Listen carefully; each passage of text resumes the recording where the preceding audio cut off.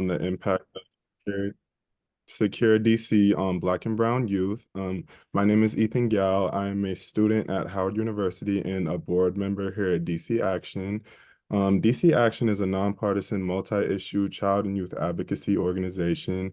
We use research data and a racial equity lens to break down barriers that stand in the way of all kids reaching their fullest potential.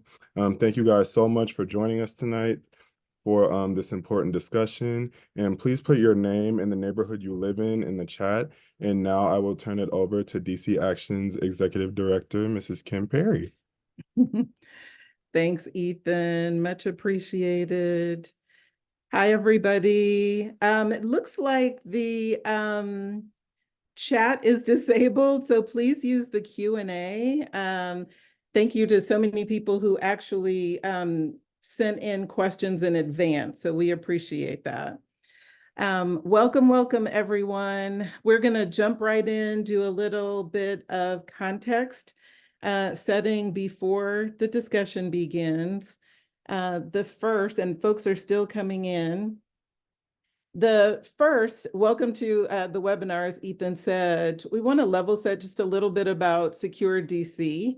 It's a crime bill that's considered an omnibus bill, which means that it's just a larger bill that combines several smaller bills on the same topic. You're going to hear a lot more about that later this evening. Secure DC comes after the revised criminal code of 2022 was passed by the DC Council, but as many of you know, that bill was blocked in March of last year by Congress. And the criminal code in DC hasn't been updated since 1901, which is such an odd factoid. Also, according to the data from MPD, crime increased by 26% from 2022 to 2023, with violent crimes increasing from 39% during the same period, which spawned much of this conversation that has led us here today. The bill, Secure DC, originally was introduced last year by the Ward 2 council member Brooke Pinto, and you'll hear more details later, but originally it was set really to give more power to the police by increasing penalties for gun possession. It even talked about reviving a law from the 1990s that allowed police to create temporary drug-free zones where people who were gathering to sell, buy, or use drugs could be arrested, and making it easier even for judges to sentence adults and juveniles charged with violent offenses to be detained while awaiting trial. Again, we're going to hear a lot more about this and what the real facts of the final bill are. Some of the original provisions in the bill were very controversial, and both residents and businesses came out really on all sides. Of course, now violent crime is down 10% in the district and homicides are down 31%. But on March 5th, the DC Council still voted 12-1 in favor of Secure DC, with Councilmember Trayon White opting to be marked as present. Local groups, such as the many organizations you see here and that you're going to hear from tonight, ACLU DC, Black Swan Academy, Harriet's Wildest Dreams, along with the DC Justice Lab, Us Not Crimnibus, and so many others expressed opposition, noting that the bill is riddled with ineffective and dangerous provisions that make our communities less safe. Patrice Sultan, executive director of the DC Justice Lab, actually told the Washington Post that the district's already taxed jail will have to house even more people, and that even more of our residents could wind up with felony records that could hinder their ability to get work in the future. And of course, we know that even more harm can result from the many provisions in this bill, especially for our Black youth who are already 10 times more likely to be racially profiled and stopped by MPD. So let's turn our attention to our panel to better understand the motivations behind Secure DC, which provisions actually passed, and what we can all do as adult allies to advocate for better public safety solutions and at the same time protect and support our youth and our young adults that will no doubt be affected. So Samantha Davis, let's start first with you. Sam is executive director, founder and executive director of the Black Swan Academy. And Samantha also serves as a commissioner on the DC Police Reform Commission. Following Sam is Nene Taylor, who's one of the founders of Harriet's Wildest Dreams. And Monica Hopkins is executive director at ACLU DC. Ladies, thank you so much for joining us this evening.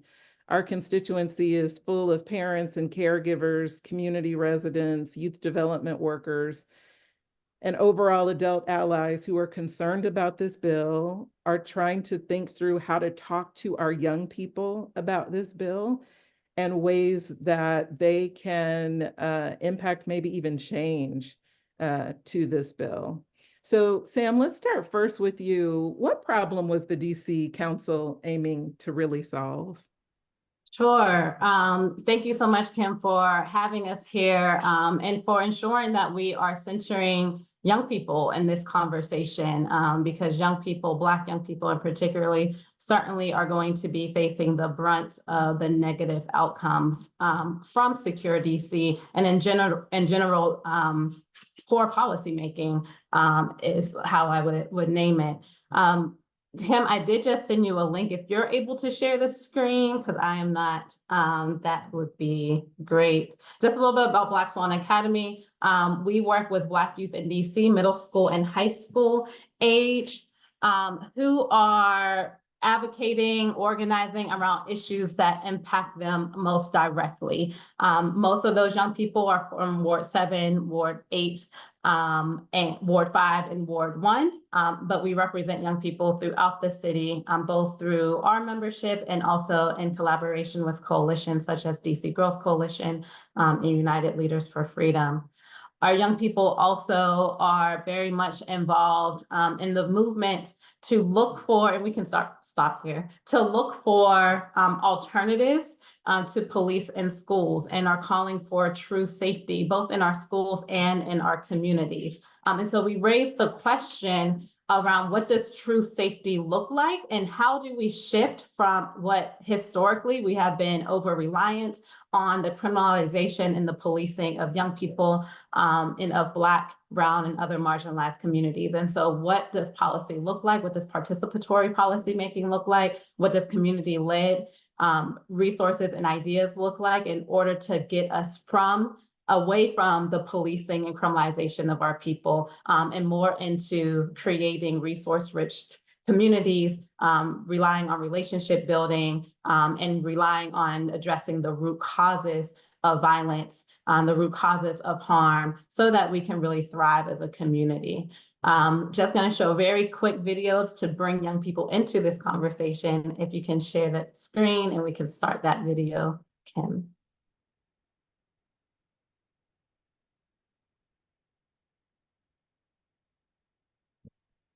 We can't hear the sound.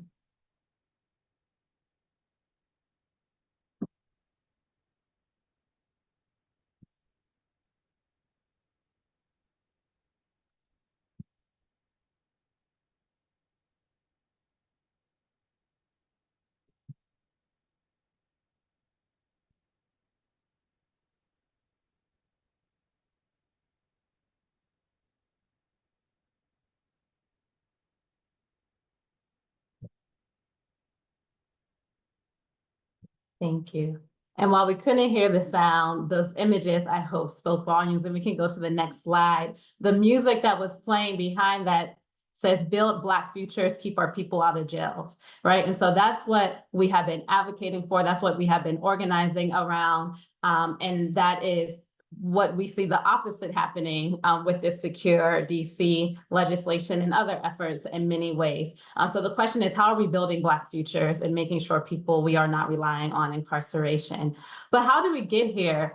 I wanted to start with naming that there has been attempts throughout for the past decades around exploring this concept of alternatives to policing and criminalization.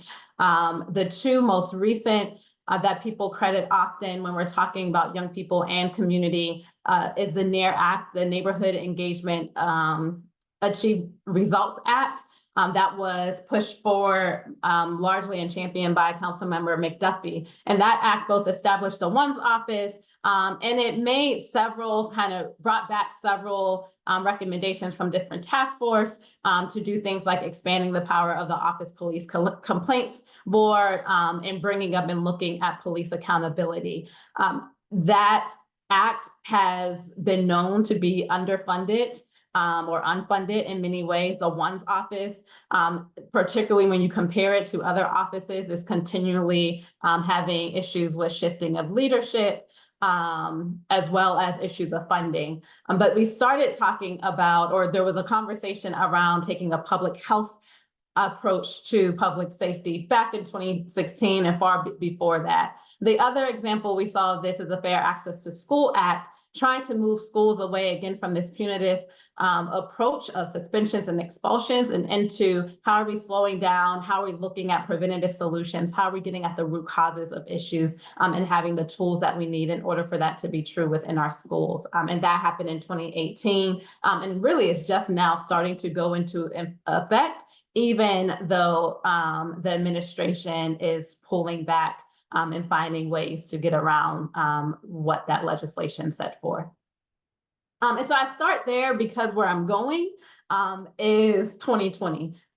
Yes, the pandemic and also the racial uprising. And 2020 and the racial uprising, I think in some negative ways often is blamed for being this cause of this reactionary demand around exploring alternatives to police, that this was a knee-jerk reaction, that people were being careless when we started exploring ways that we weren't over-policing and criminalizing our young people in our communities. And so during that racial uprising, that was the killing of George Floyd, the killing of Breonna Taylor, the killing of Deon Kay and Karon Hilton Brown here in DC. And from those conversations, established the Police Reform Commission, which I sat on, along with Patrice, who was named earlier with DC Justice Labs, and several others. And that Police Reform Commission was, we released our recommendations in 2021. Stay with me. In 2021, a part of those recommendations did include removing police from schools. And that when happened, we were able to start phasing out police from schools starting in 2021. And then we, in 2022, 2023, the Comprehensive Policing and Justice Reform Amendment Act went through and included several of the recommendations from the Police Reform Commission. That included provisions around use of chokeholds or banning chokeholds, things that expanded access to body-worn camera footage, things around disciplinary records for officers, pieces around FOIA requests, jury trial, re-looking at the definition of deadly force and issues around what we were seeing with vehicle chases that led to Karon Hilton Brown's death and things of that nature. All of this happened as a precursor to Secure DC. Also, what happened during this time was an election and we got a new Ward 2 council member. In 2022, 2023, we saw the mayor really double down on her power, on her influence, and also her stance around the need for tougher laws on crime, the need for more expansive police units, and having more police power. There was her administration led the end of the phase out of police from schools while also not putting more resources into schools or school police, however, stopping that phase out. And then in May 2023, we saw the mayor put forth a Safer, Stronger Amendment Act. And in October 2023, we saw the mayor put forth the Act Now bill. So both of those bills really looked at increasing police power. And there were specifically talks about how are we giving law enforcement more tools to hold criminals accountable, and how are we amending provisions from the Comprehensive Policing and Justice Amendment Act to better support communities. And by amending those provisions, what we mean is chipping away at those provisions. those legislations both are the majority of Secure DC, the Secure DC bill. And so when you hear people talking about this was an effort from like Brooke Pinto and the mayor, those are the two large legislations that contributed to it. So January 2024, the version of this bill that we know now as Secure DC was circulated to council. It started circulating publicly. Maybe 2 weeks later was the first vote. And then a little bit, 2 or 3 weeks after that, March 5th, Secure DC is made law with no hearing, with no public commentary. And while it took the Police Reform Commission literally a year and a half to do research, to have conversations with community members, to release reports and to get it to law, it took Secure DC, something significantly harmer, a 92-page document, less than 2 months to become law. And with that, I'll pass it back to you, Kim.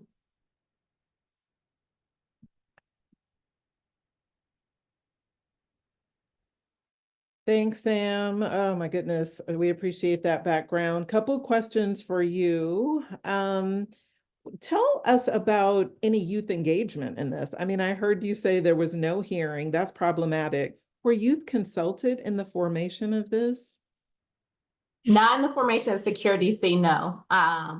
And the comprehensive policing bill, certainly. And the recommendations around the Police Reform Commission, certainly, and the efforts that are looking at alternatives to policing criminalization. There have been hearings, there have been kind of community conversations convened, and most of the recommendations we saw in the legislations that were at least introduced, most of them not passed or even brought to a hearing, young people were involved in. And we're starting to see some legislations come from that. Robert White introduced several legislations a month ago now, maybe, that focused on preventative strategies to public safety.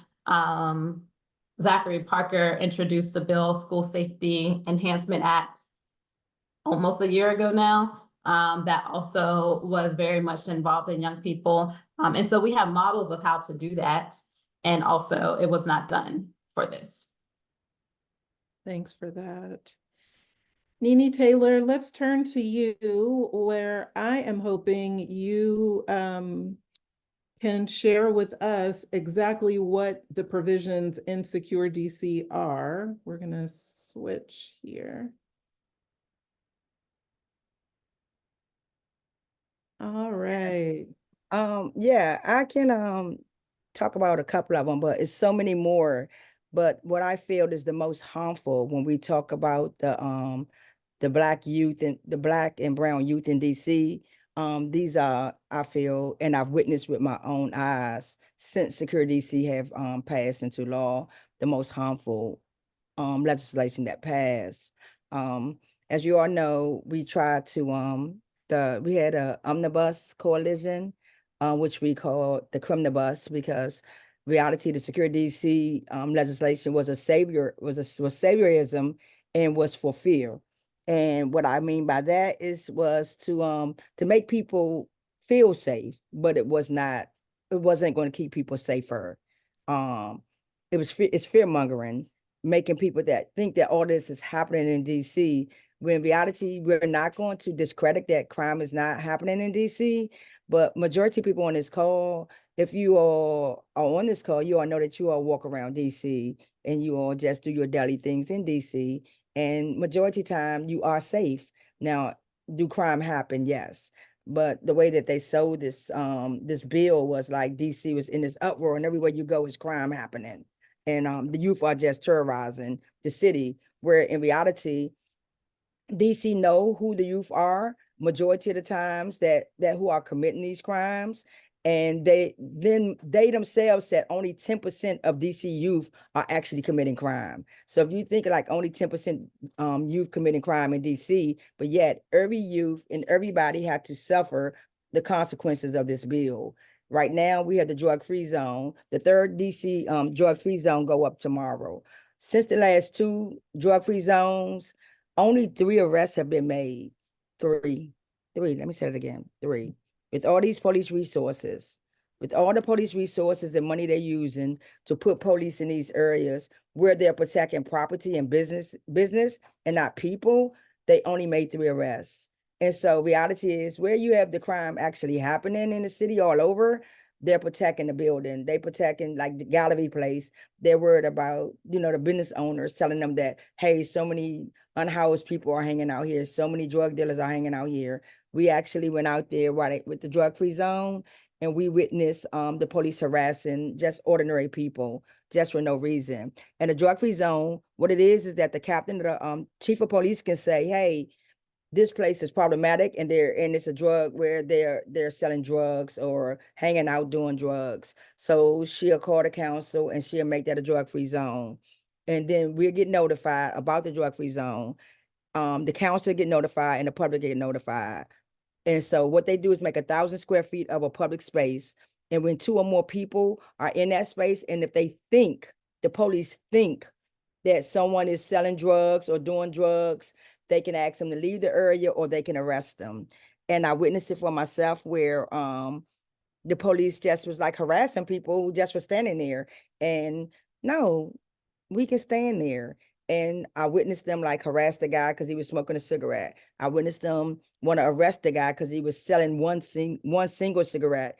And I was like, all these crimes that's going on in the city, you want to spend the police power to arrest somebody for selling a single cigarette. So with that being said, that's what's happening. It's a matter of harassing people in the drug-free zones. Now, in these drug-free zones, when they finish, it only lasts 5 days. Mind that. And mind you, because that place is a drug-free zone, only thing that does is take the people down the street. Because down the next block is not a drug-free zone. So what are you doing? What are we accomplishing with these drug-free zones? And secondly, if it's a drug-free zone, why aren't we having people there to help those resources for people who have drug habits? Like what is the preventive that the people don't do drugs? So it's just a matter of mass incarceration and being able to arrest people, which they haven't been able to do because, like I said, it's only been 3 arrests and a lot of police resources. And so, but they feeling good about it because next week, starting tomorrow, we got downtown U Street area, 6th and 8th Street down there by Florida Avenue, that they're getting ready to put drug-free zones over there again, right there. And then they're getting ready to do Bennett Road, where a lot of Black people live at. I haven't seen no drug-free zones in Ward 2 over there by Georgetown and stuff, but I'm sure those kids over there doing drugs, but ain't no drug-free zones over there. I'm just saying, So that's what the drug-free zone is. It's a waste of money, and it really doesn't stop people from using drugs, and it doesn't stop crime. It really doesn't. So the next one, Kim, I can let them know. The fare evasion. So this, I want y'all to know that everything that they made under Secure DC, bills was already in, laws was already in place for these. We already had a law for drug-free zones. The police could have easily moved people out of zones because it was a law already in place in DC. But what they did is like, hey, make a new announcement. Hey, y'all, we got these drug-free zones. Laws was already on the books. Fare evasion, laws are already on the books for fare evasion. But right now they made it whereas if you don't get a policeman your name, they can give you $100 fine or arrest you if you don't give them their name. And so and reality is all DC youth in DC, they actually can ride the subway for free. If you go to school, you can ride the subway for free. And we witnessed them harassing the youth. And I also witnessed them when the white people would do fare evasion, and I have video of it. They just say, hey, don't do that again. But I watched them actually harass and get citations to Black people.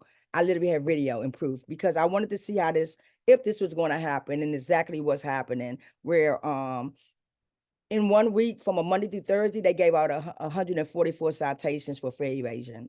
And I really want to know the racial profile of how many people got the citation. I would like to know because I've seen white people do the same thing, jump jump over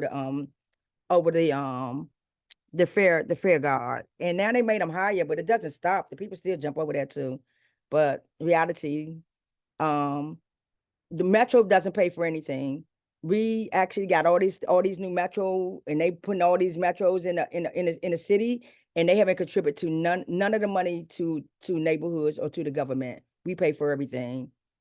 The mask ban, the mask ban, that's they have it where if you cover your face and the police feel that you a threat to them, or they feel threatened, you can be arrested for wearing a mask.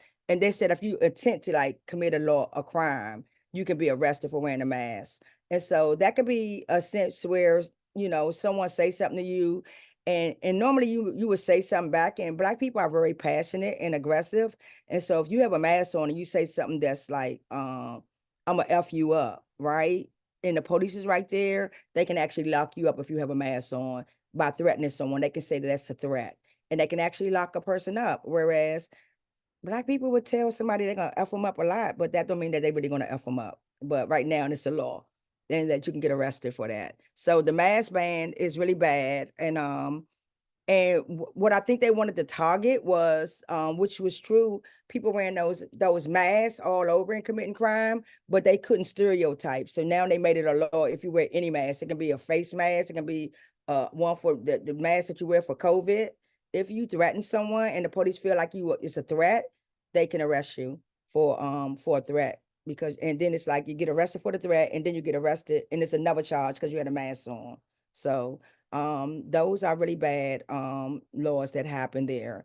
And there's so many much more that we could talk about. The vehicle pursuit, now it's unsafe with the vehicle pursuit.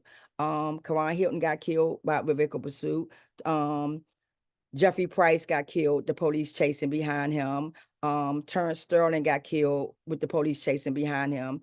And so and actually it's unsafe for us because just last week a pedestrian almost got hurt because the police was chasing behind another car that they feel allegedly committed a crime. So the vehicle pursuit is not just unsafe for the person they chasing, but it's unsafe for the community. And these bills were just more so fear mongering and making people feel safer, but they don't keep us safe. And what they do is cause mass incarceration. Thanks, Nini. There's a couple questions that came in from attendees that I'd love to ask before we move on to Monica. But you know, really, any of you guys can answer this. Can you explain what pretrial detention is and if the rules are different for children under the age of 18? Monica, I can do it because we actually work on pretrial, or you can hit it. It don't matter. So this is really bad. Pretrial detention is someone being held, but yet they haven't been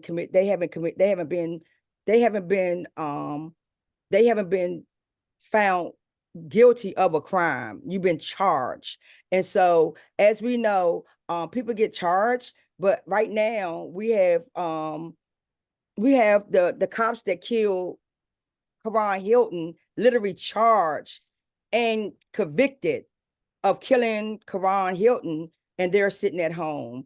But say, for instance, if you get, you know, that the police say that you had some drugs, right? You get arrested, they can charge a pig. And if you get charged, they have the right to hold you, and you don't get to go. You have to stay in jail until you go into your time for court. The argue your case, but yet the law says you're supposed to be innocent until proven guilty. But with pretrial detention, you're not innocent to proven guilty. You have to sit in jail until your time in front of the judge and your jury. And people are dying in jail waiting for court. And sometimes we have people who wait for 2 years before they can get in front of a judge. So you literally sitting in jail for 2 years for your day in court. So pretrial detention is when they hold you, but yet you haven't had your day in court to determine if you were guilty or not guilty. Thank you for that. That's And the it's the basic way same to no tell matter you the are. age. Yes.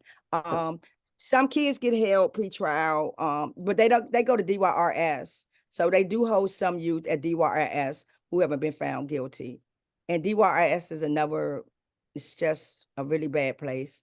The kids don't get no rehab over there. At one time, they weren't even going to school. They just had the kids sitting in there with no rehabilitation and actually not going to school. So you just got kids sitting over there, and that's not helping the youth.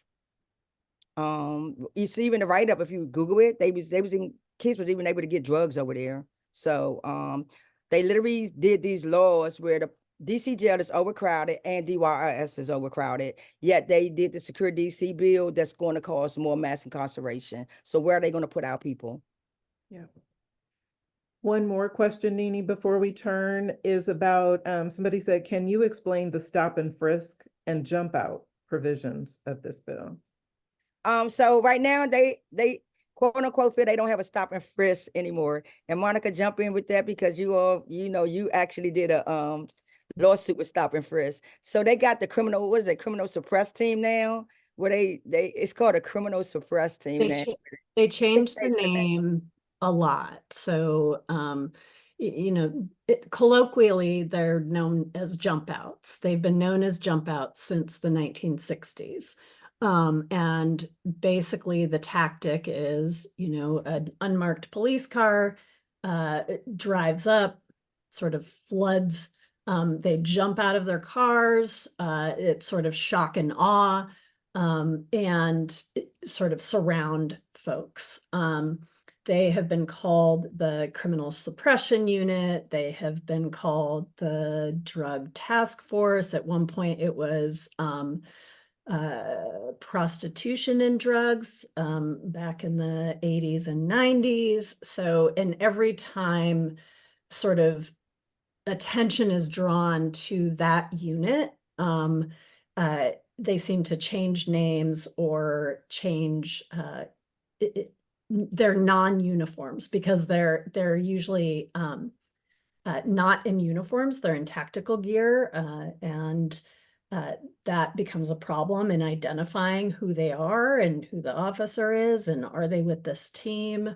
In addition to, it is just a tactic that is rife for police to abuse their power and violate people's civil rights. I literally just had a case and I got a video of it where they jumped out on some youth in Southeast. The kids were standing in front of a building. They jumped out and the first thing they asked, you got any guns? And then they just start and they illegally checked. And Monica, I meant to send you the video. And they illegally pat down the youth looking for guns. And it's a violation of it's the violation of their civil rights. They was like, well, you on this property and you don't have no right to be on this property. And so, but they'll tell you that it's no such thing as jump outs, but it really is. They just changed the name and they say that it's some people, some cops that's not in uniform that's keeping the community safe. That's how they term it.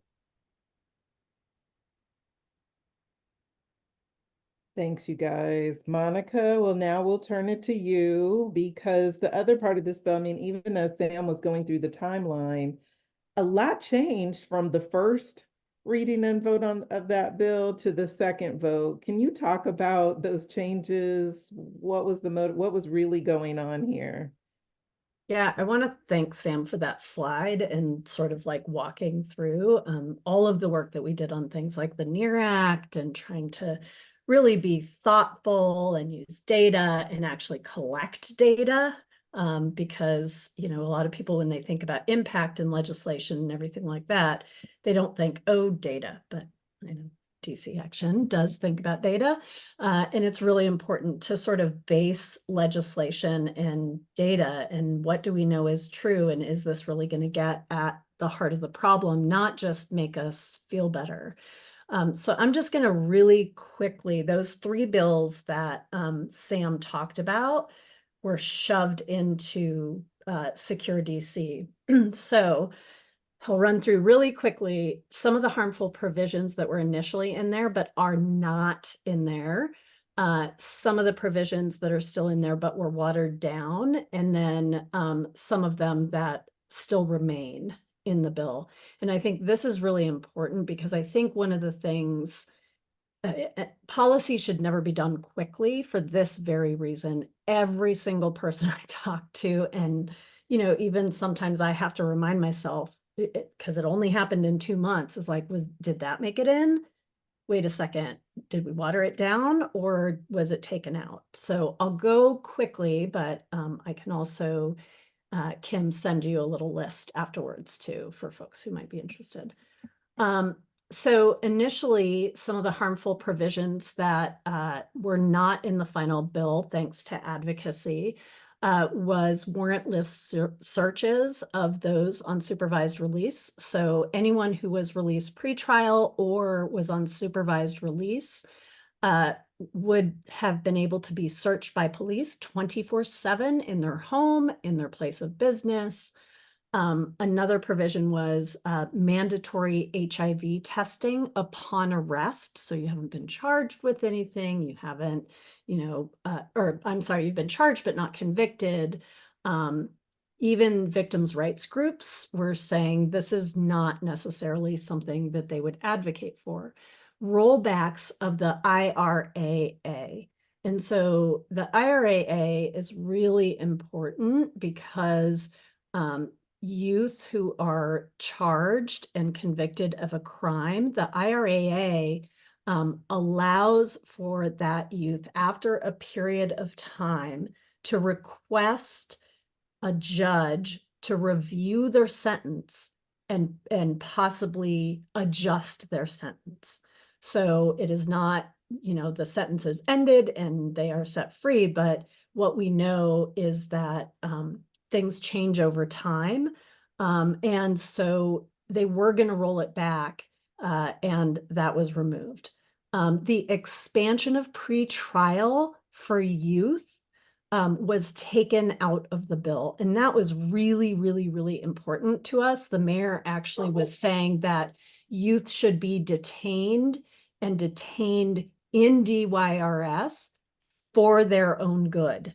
And what we know is the data shows that even one night in jail can have incredibly, incredibly harmful effects on youth. So we're really happy that that came out. Restrictions on how the Office of Police Complaints views officer misconduct information. So the Office of Police Complaints can look at a whole host of misconduct information, and the police union has been working really hard to sort of limit the amount of information they can review. Additionally, in misconduct hearings, they wanted to withhold badge numbers and names of officers in those misconduct hearings. It's really important for transparency that we know what officers are doing, doing things that may be misconduct, and to hold them accountable. That was taken out of the bill. Restrictions on FOIA. They wanted to restrict the Freedom of Information Act. This is really important to shine a light on misconduct, sort of what the government is doing. This one we think is just such a gigantic win, not FOIA, but the one I'm about to tell you about, especially for youth. The lowering of the theft threshold. So not burglary, but theft. They wanted to lower the threshold from $1,000 to $500 and it would be a felony. So right now it's $1,000, it's a felony. Even at $1,000, think about this.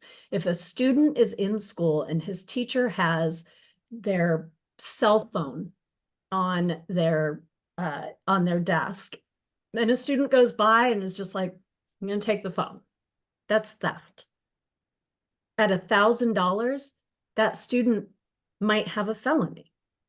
Our phones are really expensive. These felony theft thresholds don't keep don't keep pace with inflation, cost of goods, anything like that. And it was bonkers that they would want to lower it to $500 and charge someone with a felony. So we're really, really proud of all the advocates that came out and showed out to make sure that things like this didn't make it into the bill. I'm going to go a little bit more quickly through some of the things that are watered down. I'll highlight are really, we already talked about the vehicular pursuits. There are some restrictions, but it did go back in. The recriminalization of mask wearing, it is in.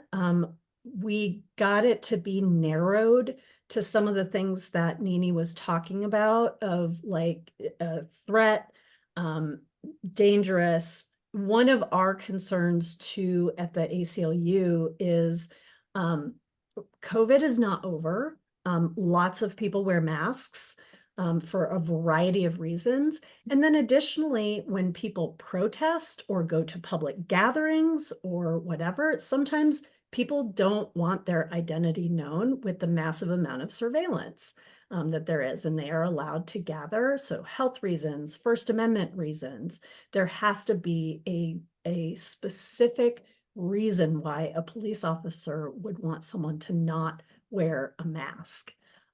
So watered down, but still in there.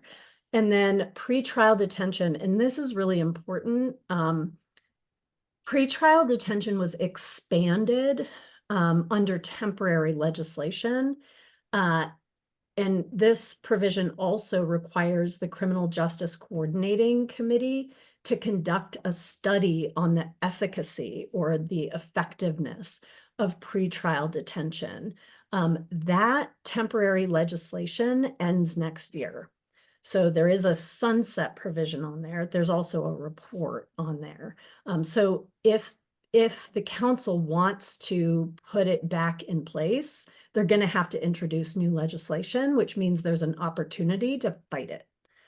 So that is one of the ones. And then DNA testing. They wanted to do DNA testing at the point someone was charged, again, not guilty, charged. And we limited it to from the point of the arrest to after probable cause hearing, and where it remains. Things that are in there, I think we've talked about, you know, some of the ones about the drug-free zones. Now, drug-free zone, I want to call them loitering zones. So drug-free zones, from our perspective, are unconstitutional. That's why they voted against them before. You know, then Councilmember Bowser voted to repeal prostitution zones in the city. They were modeled after drug-free zones. They were packaged together. They were repealed. So we know that those are unconstitutional. Now, everyone then asks, is the ACLU going to sue? And you have to, there's a whole variety of things you have to prove in order that someone is going to be harmed multiple times by these. It is interesting, and I think, Nini, you mentioned, you know, we have a bunch of services in this city who serve individuals who are drug users, who are harm reduction organizations. That is where the population they are trying to serve actually goes. And so we don't know yet what the impact of not being able to serve those communities is, in addition to, you know, these drug-free zones are around places of business, schools, communities. And on MPD's site, it was disturbing to me that the language that MPD used on their website to describe the drug-free zones was that they were there so that that individuals could reclaim their community. Yeah. As if the people who hang out in front of businesses or on the corner or in front of schools aren't community. So the drug-free zones, one of the ones that folks need to know too is MPD pushes hard for seats and extra seats on commissions. And it might not seem like a gigantic deal. People don't get, you know, up in arms about seats on commissions and things, but they will now have a voting seat on the sentencing commission, which just sort of is an imbalance of power, that you have arresting power and then a voting seat on something like this, the sentencing commission. Um, Wow. yeah, I think there are a few other things in there. Chokeholds was the other one. I don't know how we can go this far backward in such a short time. Some of the language was tweaked, but it will still allow MPD to restrict an individual's movement, even if the restraint has an unintended effect of restricting that person's breathing.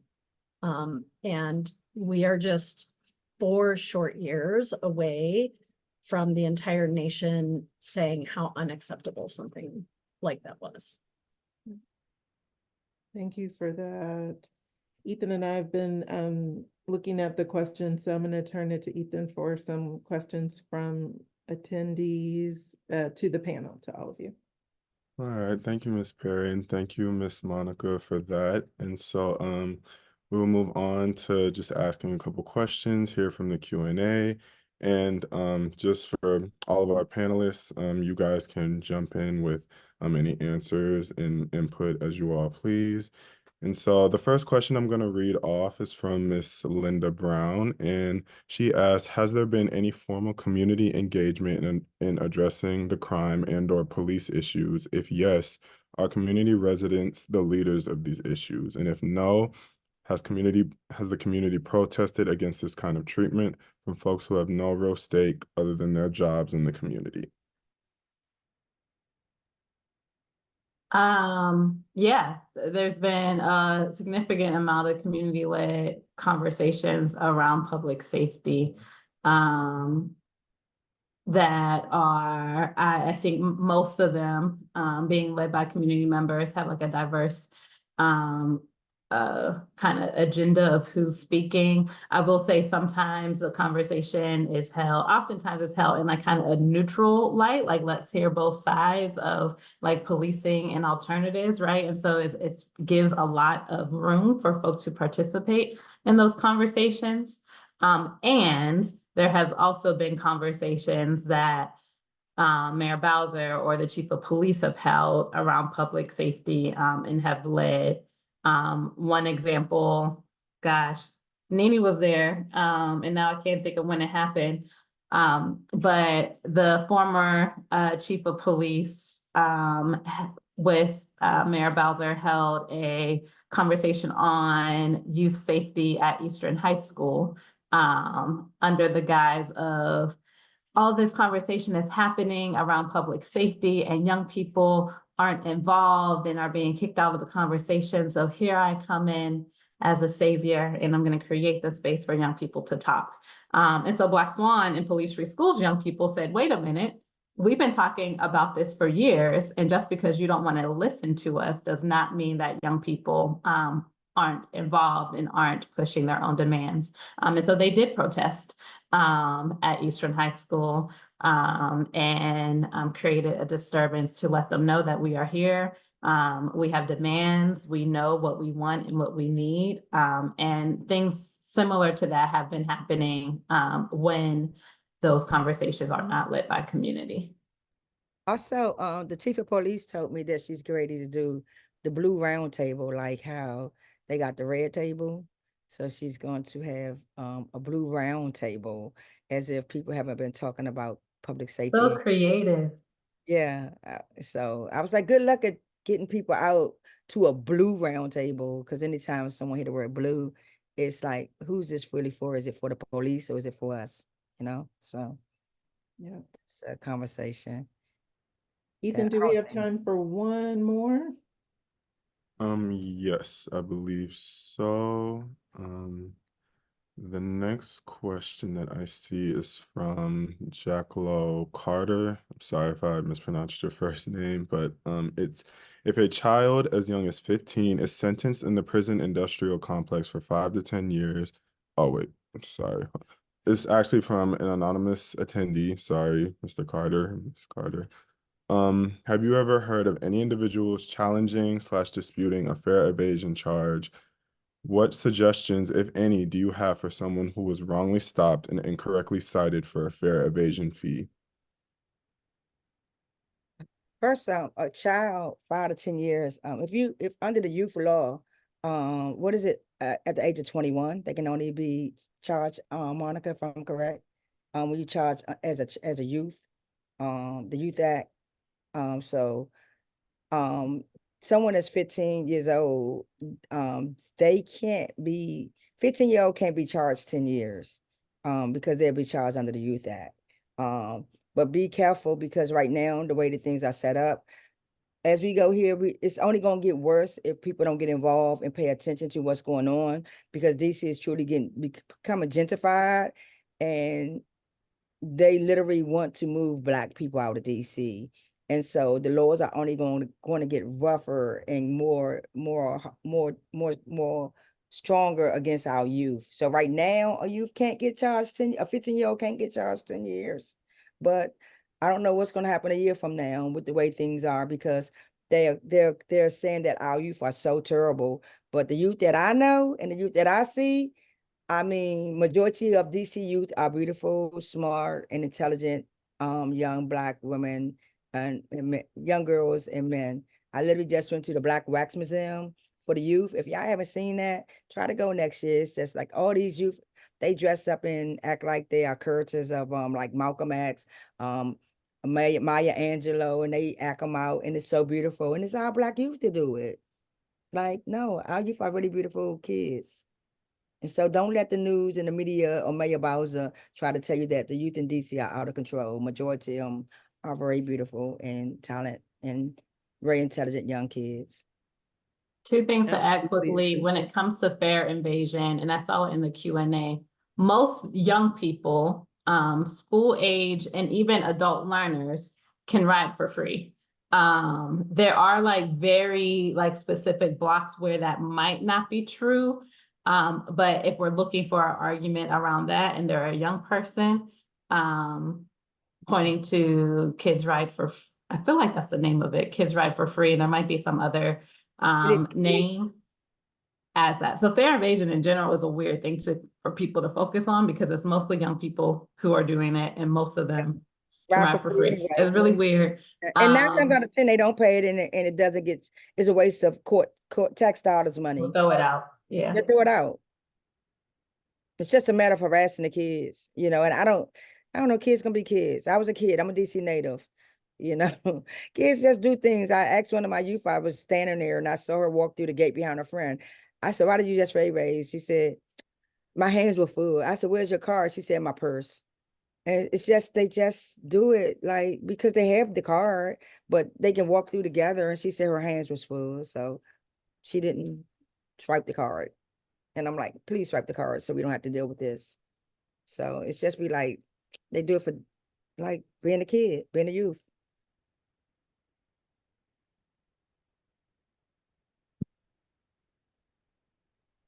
I think I was trying to look really quickly. That's a really good question about how to challenge a citation. So when you get a parking ticket, on the back of your parking ticket, it says, here's how you would challenge it. So the first thing I would do, because I haven't seen the actual ticket that they give you, they should give you a ticket, a citation, turn the ticket over and see if there's something on the back of that. Metro in and of itself is a very opaque, non-transparent agency. Right. Because of the multi-jurisdiction sort of thing, but what they are operating under in DC is DC law. So I would suggest calling your council person and talking to the person in their office about how you challenge it.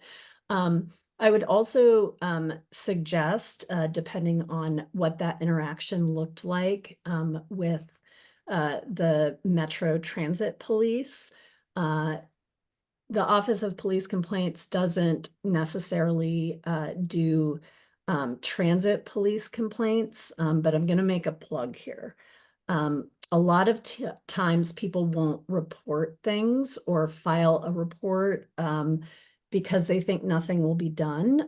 And sometimes that is true, just because of a variety of situations, but I can't stress how important it is that people actually report these things to the agencies that you can report them to, or to organizations that look at these things, because we really start to see the data and the trends that we can use to turn into policy change. And also, you know, sometimes when there's enough of it, engage.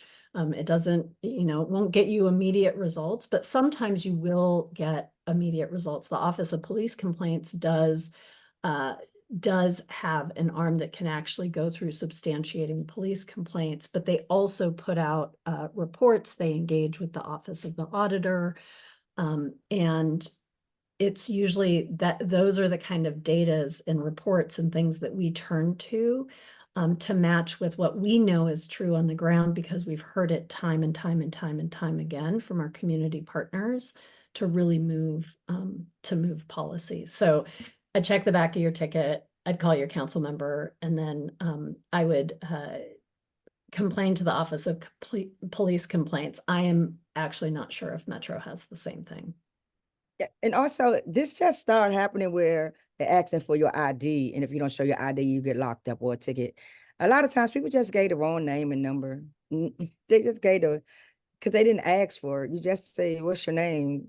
Tawana Brown, and you just give them the information. It's really not your information. It's so stupid.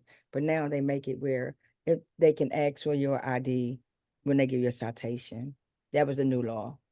And Nini mentioned that, you know, people still, even with these higher gates, still jump, right? Yeah. But also Metro came out with its own report that said when they first put those gates up in certain stations, that fare evasion dropped by like almost 80%. So we're not going to zero out any crime, any fare evasion, anything like that. We do have solutions Yeah. to some of these that do not involve a carceral response. It doesn't involve engagement, you know, between the police and the public.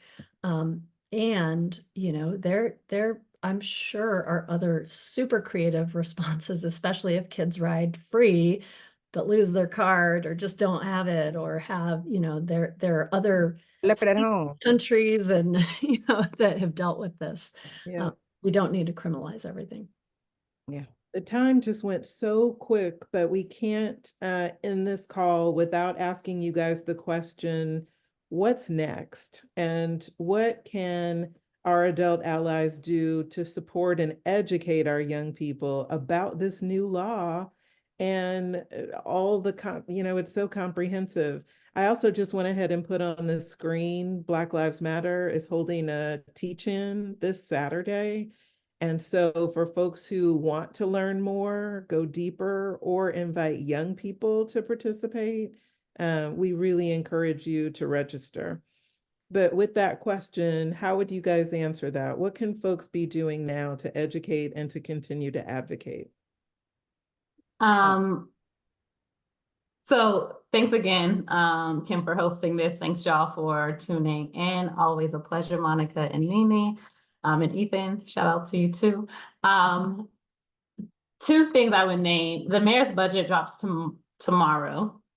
That is going to be the start of what we call budget season. So every single thing that you need and use or are impacted by on your day-to-day life in DC has a fiscal, most of them has money tied to it. And the money is voted on by the city council. And so once the mayor releases her budget, there'll be a series of public hearings for you to go and testify and talk about how you think the city should be spending their dollars on transportation, on education, on potholes, on bike lanes, what have you, on police, on mental health, right? On housing, literally anything that you need in DC. And so I encourage you all to get involved in the budget season, to go out and testify. You can write testimony, you can submit videos for most of the hearings now. That is how we ensure that dollars are moved to the programs and the services that we know that they need to be moved to,